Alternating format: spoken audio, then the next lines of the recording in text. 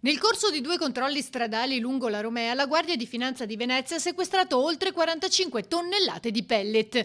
Nella prima operazione i finanziari di Chioggia hanno fermato un autoarticolato russo che trasportava oltre 22 tonnellate. Al momento del controllo, l'autista ha mostrato i documenti di accompagnamento del carico che indicavano la Lituania come origine del prodotto. Sui sacchi però era scritto Austria. I successivi accertamenti sulla documentazione trovata nella cabina del conducente hanno permesso di ricostruire il percorso effettuato, scoprendo che la merce proveniva dalla Russia e il camion non aveva mai attraversato l'Austria. Il carico di pellet potenzialmente pericoloso per i consumatori è stato sequestrato mentre il trasportatore è denunciato.